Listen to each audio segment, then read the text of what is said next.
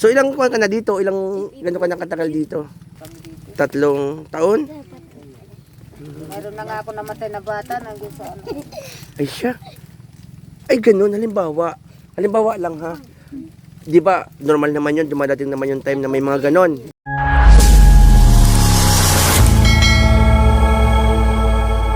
Ate Emma, pag may mga ganon, halimbawa na may na yumao or ganon, anong seremonyas ninyo para yon mailibing? Paano ko pa, Oo.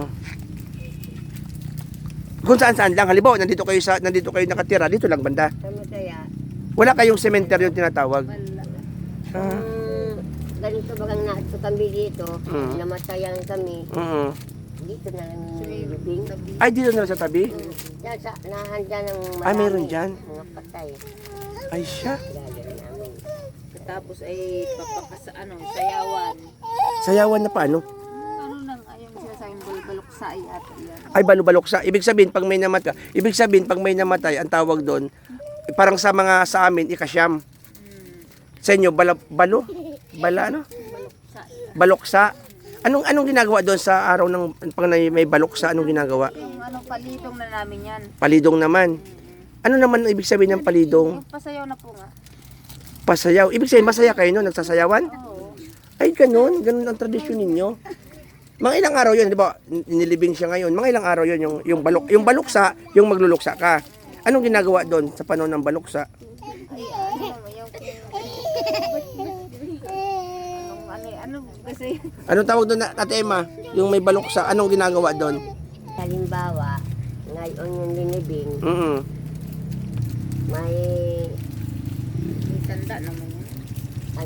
may napalipas ng kahit 3 linggo, halimbawa, 3 linggo ang Pinapalipas para magbaluksa. Oo. So sa ibig sabihin pag namatay siya ay inilibing siya after 3 weeks magbabaluksa.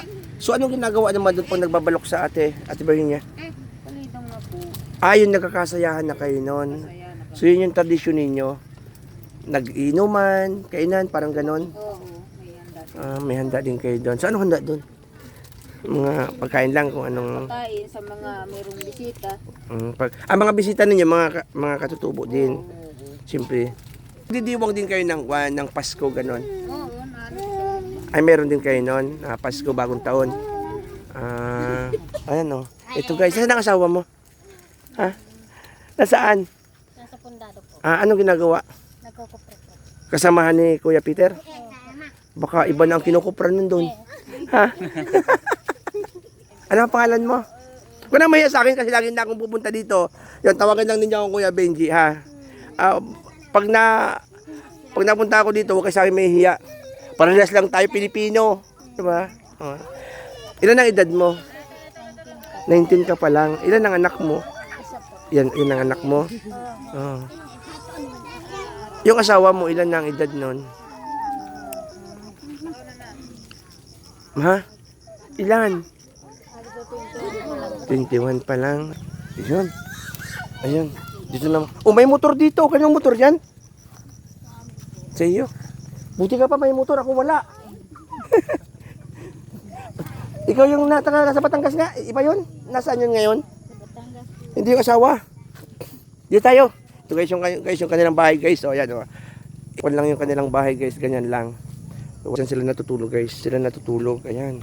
May radyo sila. Ayan. May motor na rin sila guys. Ayan. Yung poste nila guys. Maliit lang na. Ayan o. Iisa lang guys yung tang klase ng kanilang mga bahay. Kasi naman talaga nililipat sila. Kung saan yung trabaho nila. Yung malapit yung trabaho nila. Doon naman sila tatayo naman ng bahay. So kaya ganyan lang yung mga bahay nila. Di ba? Di ba? Naka-open lang 'yan. So pansin natin guys, di ba pag malakas ang ulan, kung paano sila diyan na patutulog. Ayun, may daanan guys. So. Ayan. Tapos yun, ang anak niya Ate Anim. Kaya pala guys, meron ganito. May another bahay sila. Kasi dito na nila yung ibang bata pinapatulog. Ayan, medyo malaki-laki ito guys. Malaki-laki ang kanilang higaan. Ayan, mapapansin nyo guys, wala silang mga gamit sa bahay. Ayan. Naroon guys, oh yan. Another bahay na naman yan guys, oh. So yung mga bata guys pala, na, ginagawa nila ng ganitong mga bahay-bahay na. So hindi na nakasama sa kanila. Ayan, oh. So yun, meron may tao yata dito. Tao po. Yan, may tumutunog. Ayan, bahay nila guys, oh. Ito may tabing. Mga katutubo naman talaga. Napakagaling lang mag-survive. Isipin nyo guys, ganyan lang yung kanilang tahanan. Pero nasusurvive nila yung pang araw-araw nila. Diba? Galing naman. Pamilya lang sila. Kaya dito lang sila nakakumpukan lang sila. So meron talaga silang malaking community doon sa unahan. Parang nandun lahat talaga. Ang nandito lang yung parang magkakamag-anak, magbayaw, maghipag, yung sama-sama lang sila. Yun. Yung iba nilang mga katribo, ang mga kasamahan, andun sa uruunahan. So malang araw pupuntahan ko din yun.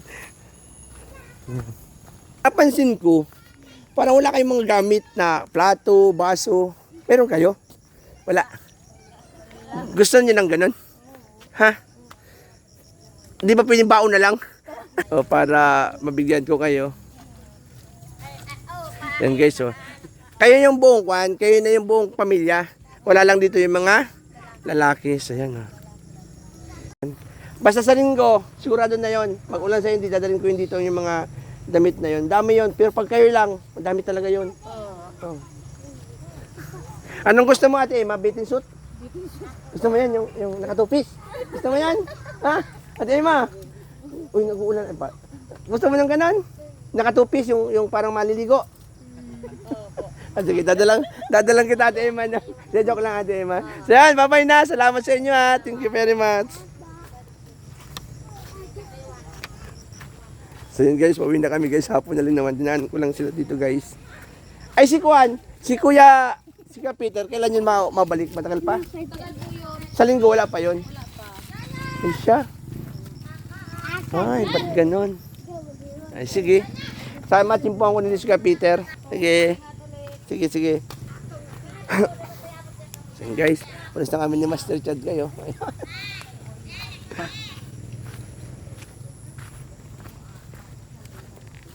Siya ate. Kaya ako, tatanong ko na sana guys nung nakaraan. Pagpunta ko, tatanong ko na sana, ba't hindi yung buhok niya, hindi, kung tawag doon, hindi kulot. Yun, tinanong ko na guys. Yun, tataka siya ako. Yun pala naman, natural lang din siya ng katulad natin. Yun, na in love kay Kuya. Kay Kuya Peter. Nakakasangka sa tubo. Ayan.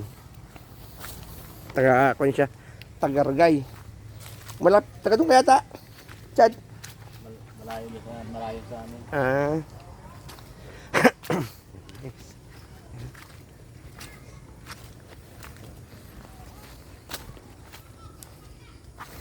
So yun guys, maraming salamat. Hanggang dito lang muli ang aking vlog. It's me, Master Bench Vlog. Yeah!